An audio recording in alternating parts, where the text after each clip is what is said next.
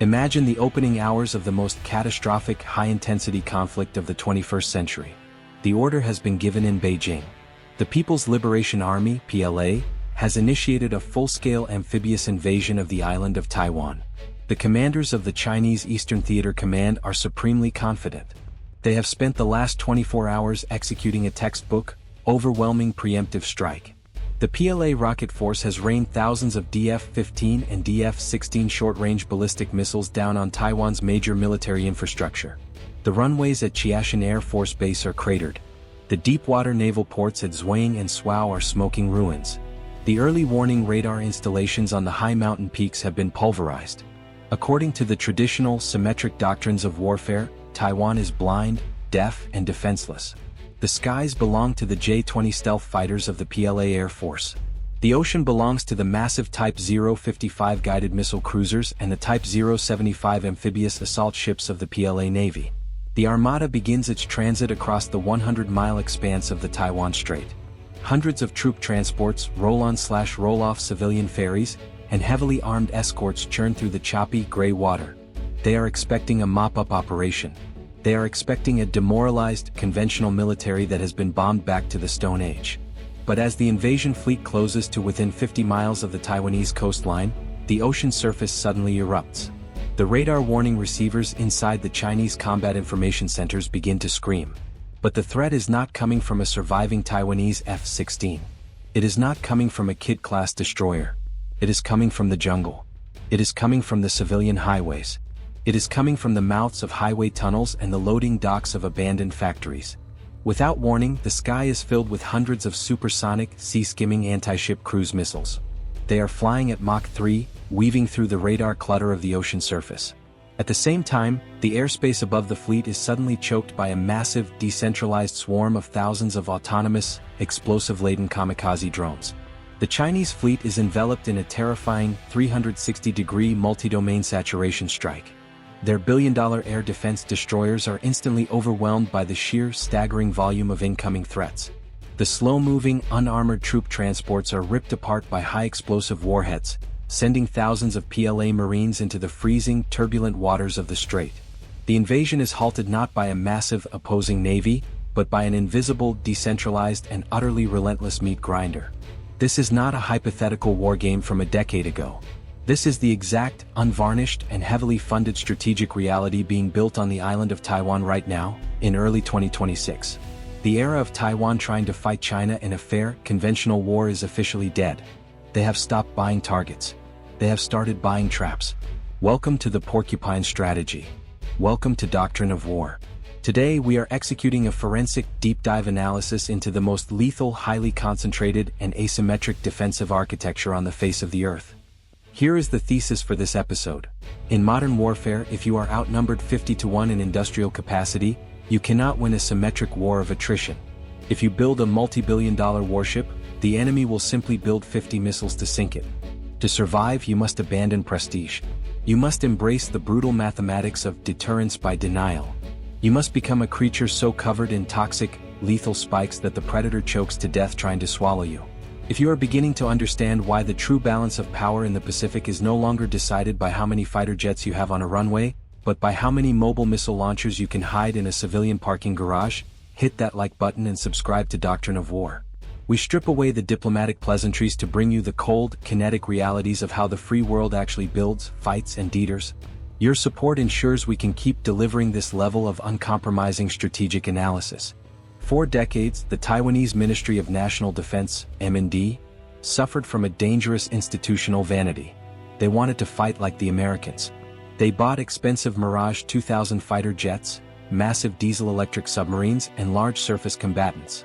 They wanted a navy that looked good in a parade. But as the Chinese military budget ballooned to over $230 billion a year, and the Taiwanese budget hovered around $19 billion, the math became a suicide pact. The Taiwanese military establishment was finally forced to swallow a bitter pill. In a war with China, every single large, expensive Taiwanese platform would be destroyed in the first 48 hours. The realization of this fatal vulnerability birthed the Overall Defense Concept, ODC, heavily pushed by brilliant, pragmatic military thinkers both in Taipei and Washington. In 2026, we are seeing the final, aggressive operationalization of this concept. We are going to break down the 1,400 missile wall, the terrifying world-leading density of domestic and imported anti-ship missiles currently aimed at the Taiwan Strait. We are going to expose the hellscape swarm, how Taiwan abandoned its modest drone goals to build a sovereign 50,000-strong armada of autonomous killers designed to blind and bleed the Chinese fleet. And we will analyze the literal combat command, the radical restructuring of the Taiwanese military that ensures these weapons survive the initial bombardment by hiding in plain sight, utilizing the shoot-and-scoot doctrine to turn the entire island into a decentralized fortress. Let us begin by looking at the death of the symmetrical mindset and the creation of the most heavily armed coastline on the planet. The illusion of the symmetrical fight. To truly appreciate the sheer ruthless brilliance of the Porcupine Strategy, you must first understand the catastrophic strategic failure that preceded it. Throughout the 1990s and the early 2000s, the Republic of China, Taiwan, armed forces held a distinct qualitative edge over the People's Liberation Army. Taiwanese pilots flying American F-16s and French Mirage 2000s were vastly superior to Chinese pilots flying outdated, reverse-engineered Soviet MiGs. The Taiwanese Navy, operating Knox-class and Perry-class destroyers, confidently patrolled the median line of the Taiwan Strait, knowing they possessed superior radar, superior anti-ship missiles, and superior damage control capabilities. Taiwan believed it could achieve sea control and air superiority. They believed that if a war broke out, the Taiwanese Air Force and Navy would meet the Chinese Air Force and Navy in the middle of the strait, fight a glorious, symmetric set-piece battle and win. This mindset was an illusion built on a temporary technological gap. As China experienced its unprecedented decades-long economic miracle, it poured trillions of dollars into a ruthless, systematic modernization of the PLA. The Chinese Communist Party did not just close the technological gap, they obliterated it. By the 2020s, the PLA Air Force was fielding the J-20 stealth fighter, equipped with advanced ASA radars and PL-15 long-range air-to-air missiles. The PLA Navy was launching Type 055 guided missile cruisers, 13,000-ton behemoths carrying 112 vertical launch cells, at a rate that astonished Western intelligence agencies. More terrifyingly, the PLA rocket force had built the largest, most diverse arsenal of conventional ballistic and cruise missiles in the world. The Taiwanese Ministry of National Defense was forced to confront a brutal, undeniable mathematical reality. Taiwan possesses roughly 300 combat aircraft. The PLA possesses over 3,000. If the Taiwanese Air Force attempts to fly up and meet the PLA Air Force in a traditional dogfight, the Taiwanese planes will be swatted out of the sky by a tidal wave of Chinese missiles before they ever see the enemy. If the Taiwanese Navy sails its 4 Kit-class destroyers out of Swao Naval Base to intercept the Chinese amphibious fleet, those destroyers will be targeted by hundreds of Chinese YJ-12 supersonic anti-ship cruise missiles and sunk within minutes. Large, expensive, manned platforms are no longer assets for Taiwan, they are liabilities. They are massive, highly visible targets that consume billions of dollars of the defense budget, require years of training to operate, and offer zero survivability against the overwhelming mass of the PLA rocket force. The pivot to denial. This realization triggered the most agonizing, fiercely debated institutional civil war in the history of the Taiwanese military. The old guard admirals and generals, wedded to the prestige of their big ships and fast jets, fought bitterly against reform. They wanted to keep buying exquisite American hardware. But the pragmatists, backed by heavy pressure from the Pentagon and the realities of the Ukraine war, finally won the argument. The doctrine shifted from sea control to sea denial. Taiwan does not need to own the Taiwan Strait.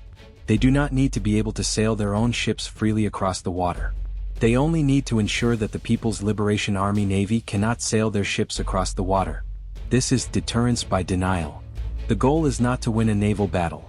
The goal is to convince the strategic planners in Beijing that the cost of crossing the 100-mile moat is so astronomically high, so mathematically suicidal, that the invasion is fundamentally impossible.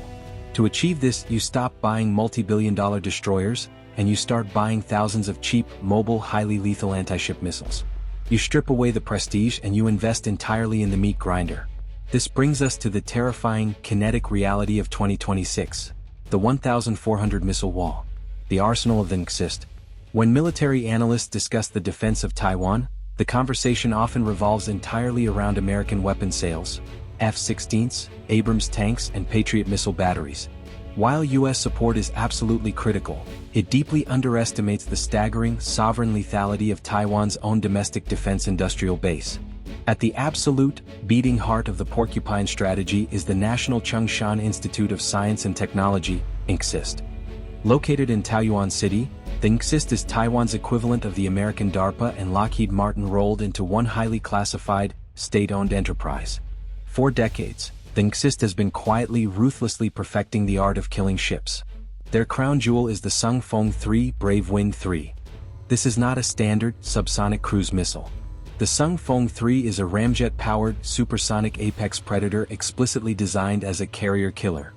To understand the terror this missile strikes into the hearts of Chinese naval commanders, you must understand the physics of its flight profile. The Sung Fong 3 flies at a speed exceeding Mach 2.5, roughly 1,900 miles per hour. It is designed to sea-skim, flying just meters above the cresting waves of the ocean to hide beneath the radar horizon of enemy warships. By the time a Chinese Type 052D destroyer detects the incoming Sung Fong 3 on its primary search radar, the missile is merely seconds away from impact. The kinetic energy alone of a projectile moving at Mach 2.5 is devastating, capable of snapping the keel of a major surface combatant even before the armor-piercing high-explosive warhead detonates deep inside the ship's hull. But the NCSIST did not stop with the supersonic variant. They also mass-produced the Sung Fong 2, a subsonic, highly maneuverable cruise missile with an extended range and an advanced imaging infrared seeker that makes it incredibly resilient to Chinese electronic warfare jamming. Under the Sea Air Combat Power Improvement Plan, passed by the Taiwanese legislature with a massive special budget, the NCSIST has thrown its production lines into overdrive. They are running 24/7, churning out hundreds of these domestic ship killers. But Taiwan knows that sovereign production alone is not enough to achieve the overwhelming mass required to break the PLA Navy. They needed a transfusion of American lethality. The Harpoon Coastal Defense System, HCDS. In one of the most significant, consequential arms sales of the decade, the United States approved the sale of 400 Boeing Harpoon Coastal Defense Systems, HCDS, along with 100 road mobile launcher trucks and associated radar units. By early 2026, the integration of these American systems into the Taiwanese order of battle is reaching critical mass. The Harpoon Block II is a legendary combat-proven subsonic anti-ship missile. While it may not possess the blinding speed of the Sung Fong 3, it brings a terrifying level of reliability, autonomous waypoint navigation, and advanced targeting algorithms. When you combine the domestic Sung Fong production with the massive influx of American Harpoons, the strategic geometry of the Taiwan Strait is completely, violently altered.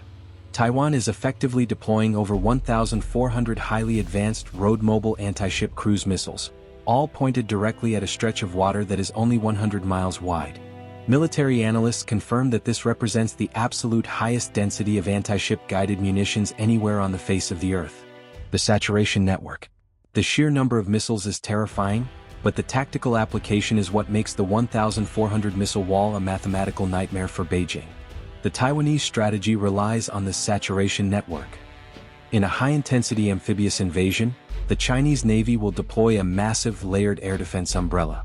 Their cruisers and destroyers are equipped with advanced HQ-9 long-range surface-to-air missiles and highly capable phased-array radars.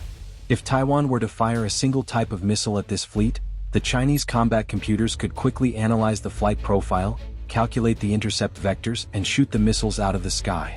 But Taiwan has engineered a multi-vector, multi-speed nightmare. Imagine a Chinese amphibious transport dock (LPD) crossing the strait. The Taiwanese command center initiates a synchronized, time-on-target volley. From a hidden coastal jungle in the north, a battery of supersonic Sung Fong 3 missiles is launched, screaming toward the Chinese fleet at Mach 3. Simultaneously, from a civilian highway in the south, a battery of American Harpoons is launched, flying at subsonic speeds, executing complex, dogleg maneuvers to attack the Chinese fleet from the flank. From the center of the island, the older, highly maneuverable Sung Fong 2s are launched, utilizing infrared seekers to bypass electronic jamming. The Chinese Aegis-equivalent combat system is suddenly flooded with incoming contacts. It must simultaneously track, prioritize, and engage threats flying at Mach 3, threats flying at Mach 0.8, threats coming from high altitudes, and threats skimming the wave tops. The processing power of the Chinese computers is overwhelmed. The vertical launch cells of the Chinese destroyers are rapidly depleted as they ripple-fire interceptor missiles in a desperate attempt to swat the incoming swarm. This is magazine depletion. The Taiwanese strategy forces the Chinese fleet to expend all of its multi-million-dollar defensive missiles in the first wave.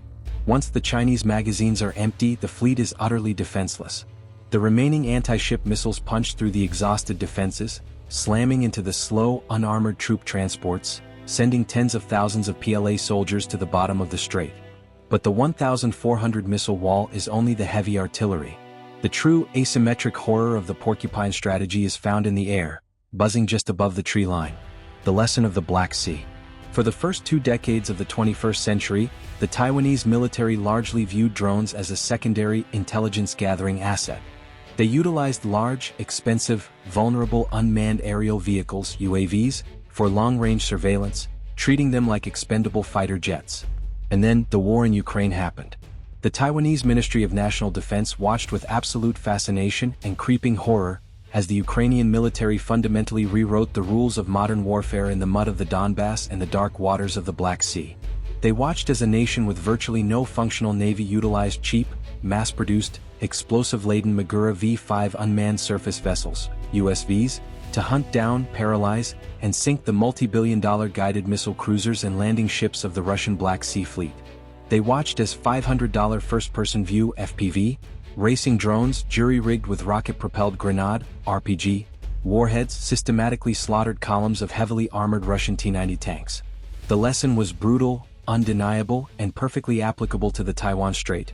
You do not need exquisite, $100 million platforms to kill a superpower. You need autonomous, attritable mass. Initially, following the outbreak of the Ukraine war, Taiwan announced a goal of building 5,000 military-grade drones. By 2026, realizing the sheer, overwhelming scale of the PLA invasion force they were facing, the Taiwanese government tore up the old blueprints. 5,000 drones was a rounding error. They needed an armada. Driven by intense coordination with the United States Pentagon, specifically aligning with the U.S. Department of Defense's Replicator initiative, Taiwan embarked on a massive, sovereign industrial sprint. They activated the Drone National Team, a fusion of the state-owned NXIST and dozens of agile, innovative commercial tech companies in the Taiwanese private sector. The new classified goal is staggering: to rapidly stockpile and operationalize a fleet of up to 50,000 autonomous attack, surveillance, and loitering drones. The sovereign supply chain. But building 50,000 drones presents a terrifying geopolitical vulnerability. The vast majority of the world's commercial drone components, the motors, the electronic speed controllers, and the camera gimbals, are manufactured in Shenzhen, China by companies like DJI. If Taiwan relies on Chinese parts to build its drone army, Beijing simply cuts off the supply chain the moment the war begins, grounding the entire Taiwanese swarm. To counter this, Taiwan has executed a massive government-funded de-risking operation. Utilizing their world-class electronics and semiconductor manufacturing base, Taiwan has built a completely sovereign, red-free supply chain. Every motor, every microchip, and every encrypted data link utilized in the new hellscape swarm is manufactured domestically or sourced from secure allies like the United States and Japan. They have built a weapon system that China cannot embargo. The mechanics of the hellscape. What does a 50,000 drone swarm actually look like on the kinetic battlefield? It is a multi-layered, terrifyingly lethal web of autonomous violence designed to break the invasion force before it ever hits the sand. Let us wargame the hellscape doctrine. The first layer of the swarm is the blinding layer. The PLA relies heavily on long-range, shore-based early warning radars and shipborne phased-array radars to manage the airspace over the strait. Taiwan counters this by deploying thousands of NXIS-developed Qian-Xiang anti-radiation loitering munitions. These drones are functionally identical to the Israeli Harpy or the Iranian Shahid, but they are infinitely smarter. They are launched from road-mobile 12-cell trailer units hidden in the mountains. The Qian-Xiang drones fly out over the strait and loiter in the sky for hours. They do not have an active radar. They listen. The moment a Chinese guided missile destroyer turns on its primary search radar, or a PLA air defense battery on the Chinese mainland activates its targeting beam, the Qian-Xiang detects the electromagnetic emission. The drone instantly locks onto the signal and dives at terrifying speed, slamming its high-explosive warhead directly into the Chinese radar dish, completely blinding the enemy. With the Chinese fleet effectively blinded, the second layer of the swarm is unleashed, the meat grinder.